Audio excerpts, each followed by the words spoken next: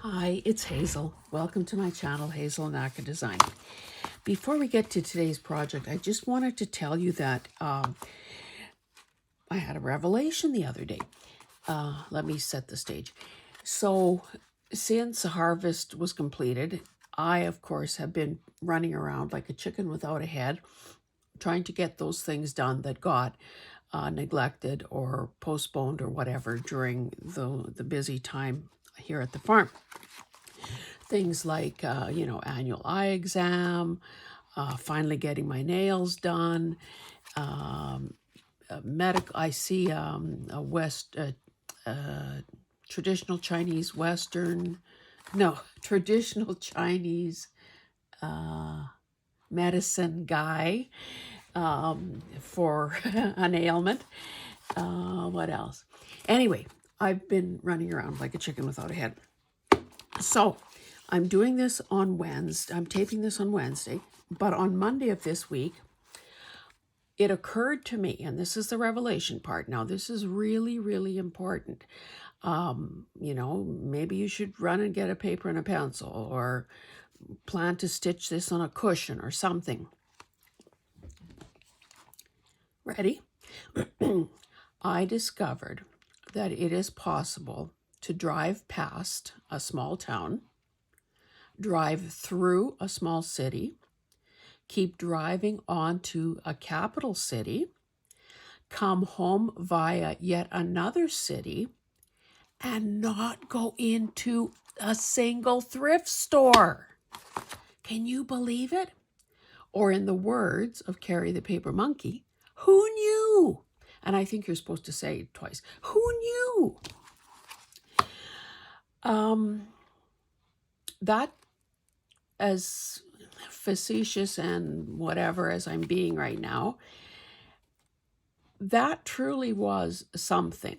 Because I think that for me, and perhaps for you, if we're being honest, we feel like we have our favorite haunts and our favorite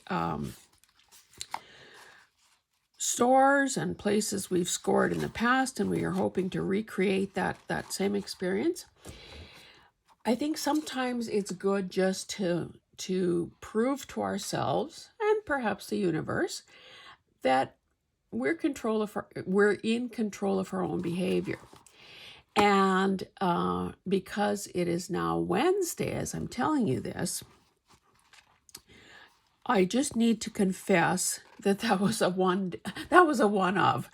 I was in Edmonton again yesterday for, again, more maintenance type appointments. And let's just say I will have something for a thrift haul this weekend, or this Thursday. So, do as I say, not as I do. Children live what they learn. Changing behavior is an ongoing thing. Like, there are a million cliches that could be applied to this. I just thought that, I thought it was significant that I did that, but it didn't change anything in the long term. Anyway, and now confession time. So I have a bunch of these cardstock tag-shaped things that I cut.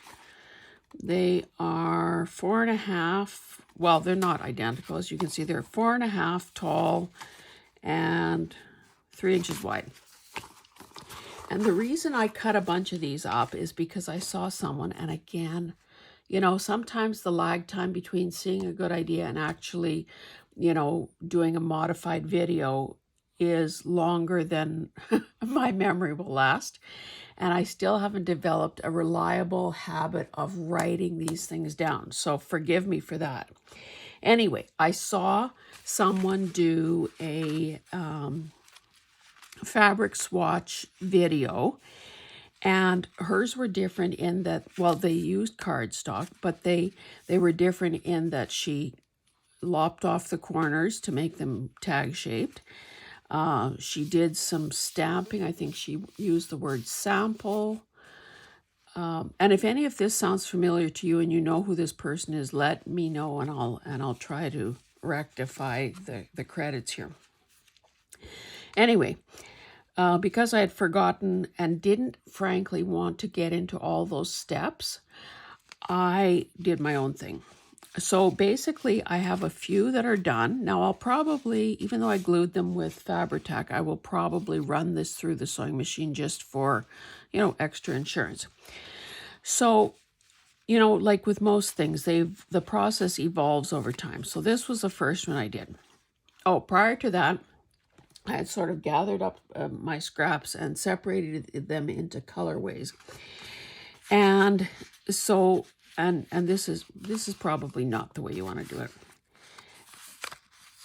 I started with a short piece and glued it down, and then another short piece and glued it down. And then, because this is maybe the most interesting one with these hummingbirds on it, I put that there. And then I needed to sort of cover up this bald spot here. So I added these 3 strips. Now, that it's okay, but I think what is better, now I don't know what order I did these next ones, but anyway, I'll just show you. After that, I began using bigger pieces so that there aren't these, missing areas if a person flips these up. So again, use basically, a black scheme here. I also used pinking shears. Now this is just a piece of something. I don't know, maybe trim off a pillowcase or something. Because there's a stitch, there's a hem there. And I used, like I said, I used pinking shears. And I'm trying very hard to keep these separate from another pair that I have that I would use on paper. And I have to say, I don't typically reach for pinking shears, but I should, I think. So, but let me also say that there are all sorts of ways to do these tags. And some people use a lot more lace and ribbon. Some people have, actual little rectangles. Maybe they're on a card, there'd be 3 different things, each glued down, not sort of staggered like this. In the past, when I've done these sorts of things, I didn't bother with pinking shears. I just ripped the fabric. But again, sometimes that works better than others. I like this. Now, obviously, I will have to take an iron to some of these things. I just didn't have my iron and ironing board set up, and I didn't want that to delay the making of the video.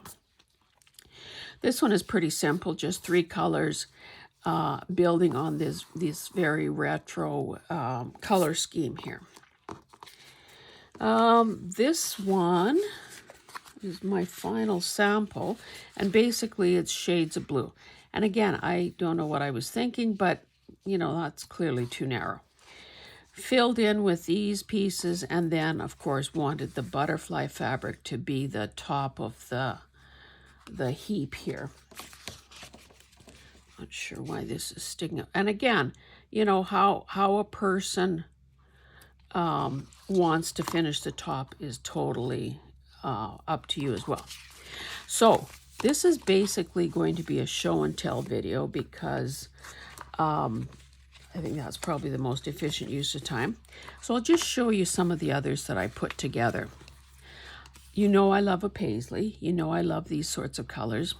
So all I've done here is basically try to prep the fabric, paper clip it together, and obviously will then, I feel a sneeze. Oh, maybe dodged a bullet. Anyway, so, some of these have 5 or 6 fabrics. Some of them have 3. Again, as, we should embroider this on a cushion. There are no rules. So do what makes sense in your situation and with what you have. So there's that one. I love this. I like a pink-orange combo. These were fabric, like upholstery or drapery samples that I got somewhere, and I just, put them right, the stripes at right angles just for a little more interest. And then this is some upholstery weight fabric that I fell in love with and actually recovered a stool, made a cushion cover, again, that pink-orange combo, and lucky enough to have this little fringed edge here. So I love that one.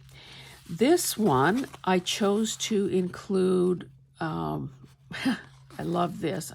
This is a thrifted piece of fabric from quite recently, from quite a recent trip.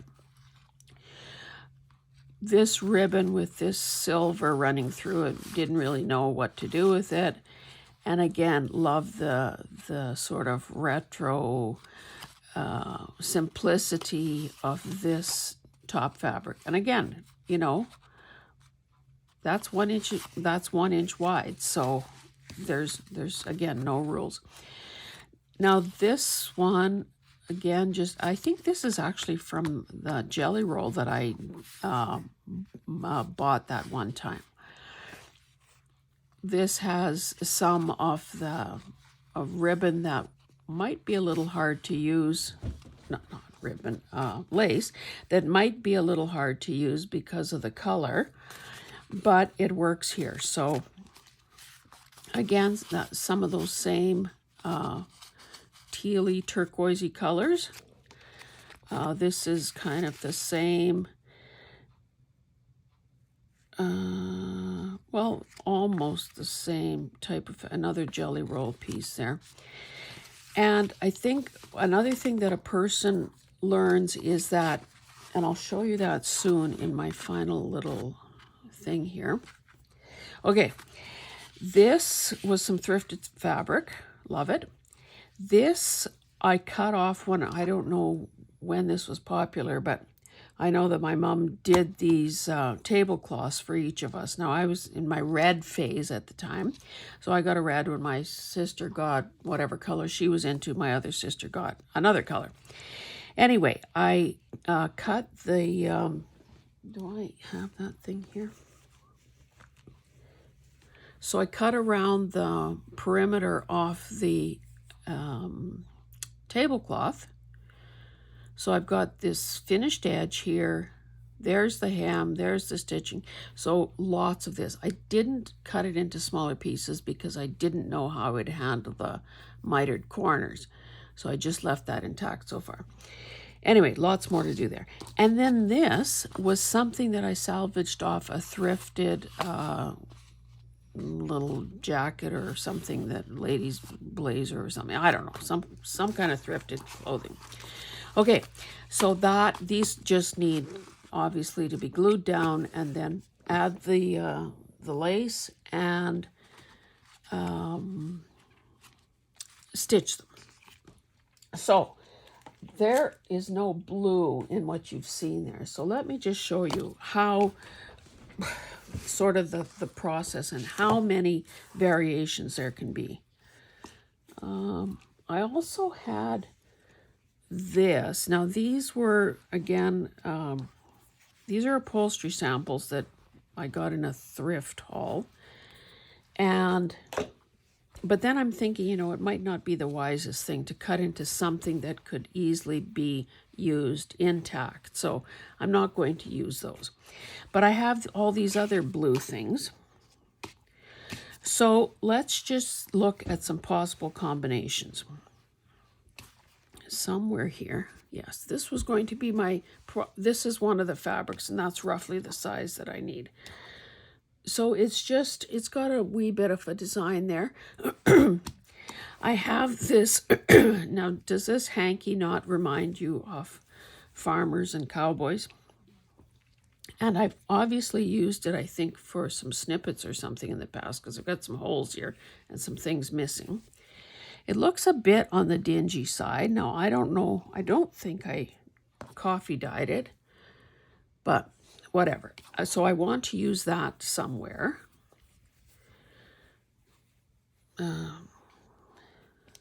Maybe it's more interesting with that stripe going down there. I have this. Now, it's not a heavyweight ticking or anything, but I think this did come off a little pillow that I bought. This is too small probably to do anything with here, but aren't those great colors? This is part of a sleeve. I had 2 of these type shirts, and this is old, my dears. Old. Do you remember, I can't even guess the year, when this here's catalog, you could order these like over blouses or shirts or whatever you want to call them, that were, I think they were called sand washed silk. So it's silk, but it was washable. So doesn't that make, life easy? So I had it in this color and in sort of a purpley color. I don't know where the rest is, to be honest. Oh, I think I made cushion covers. Anyway, so that's another possibility. I guess I got sick, and I did this not so long ago. I got sick of these long, flowy sleeves on this blouse, and this is just like a fairly thin cotton. One of those fabrics that helps you get through global warming. So there's this. You can see that it came off a sleeve. This is probably maybe too small to use. This, I think, might have come off a quilt.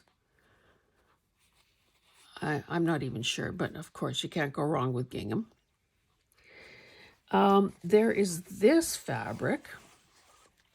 Now, I always consider this a blue, but yet blue is only part of what's on here. So if I were to use some of this, it would have to be, probably the bluer end of the spectrum here.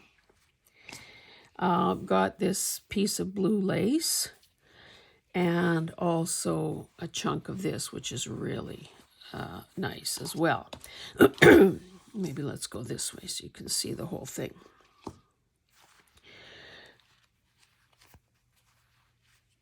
So you can see that if I wanted to use everything, I could. That's 6 pieces, 6 different things going on there. Oh, and maybe 7. So surely that could be done. Or I could use, some of these narrower pieces. Like I have, this. That's probably, that's too uneven. But I could use things like this as well and reduce some of the bulk. So I guess my point here is that, to me, my thought process always begins with the color. So and this of course doesn't represent all my scraps, but they're ones that have been kicking around a long time. And if we are in a new mindset of use it, don't store it, I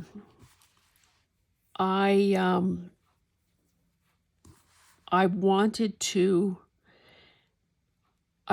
use these things that have been kicking around the longest, but I also think that I was raised, in particular, I have an aunt who believes that you do the hardest things first. So it would be easy, let's say, to just go and pick all one's favorites. To me, the challenge is using what is perhaps not a favorite, or using things that are maybe not necessarily in the form you need them to be, or using things that aren't just quite enough for what you need. So I don't know, am I torturing myself, or is that the sign of maturity and, is it character building? I don't know the answer to that. But you can see that it's possible to make many, many, many combinations, and I don't even have that many choices here. So I think I will spare you the, the pain of watching me actually, cut these things up and lay them out and so on. I'd have to straighten this. But I just wanted to do the video so that you could, so that you maybe start thinking about what is in your stash. Now, that dropped into my little garbage thing there, my little garbage basket. I think because this is fairly narrow, I won't bother pinking the sides.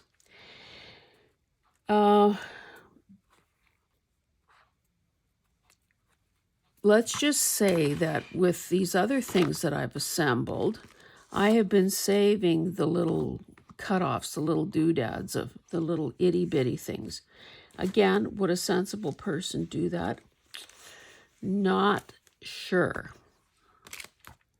But we also know that things like this work perfectly on for little snippets, or just a little, or little card tabs or whatever. So, I think it was Gail Augustinelli that used to always say, maybe still does, that, like she had her Scrappy Saturday series. So you start out with these kinds of scraps, and then you end up with these kinds of scraps. So in fact, we are we're making more scraps, not in fact using up scraps. So whoever said this was sane. Anyway, I think that I may just stop here. I do still have to, I discovered that my passport is expiring on my birthday in March. So we know that there have been delays at passport offices and so on. So I had my mugshot taken the other day, and I'm going to be hopping in the car soon, driving an hour in another direction, because I guess there is a regional, what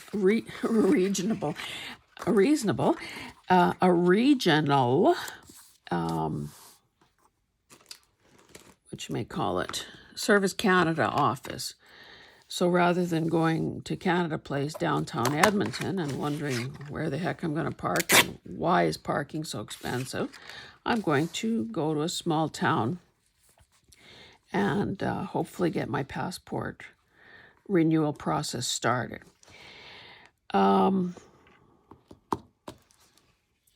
So that's sort of what's on tap for me today. Let's maybe use that as a base. Again, I'd have to make this a bit narrower.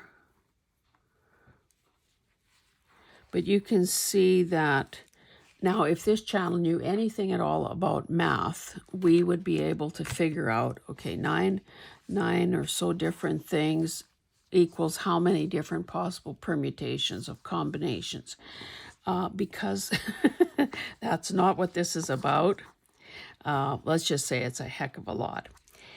So anyway, I hope that this encourages you to go into your scrap basket, box, bin, drawer, cupboard, closet, and find some of your bits and pieces that have been kicking around too long. Figure out what you want to use as a base. I have a lot of this natural colored cardstock, so I wanted to use that. But of course, anything, a little substantial will work. I also know that in the past I've bought digital kits, again, who knows from who, that are sort of, it's a folded thing and it's got a decorative thing and probably some French words on it. So there are millions of ways to do these. So pick the way that makes the most sense for you, and make a bunch of these.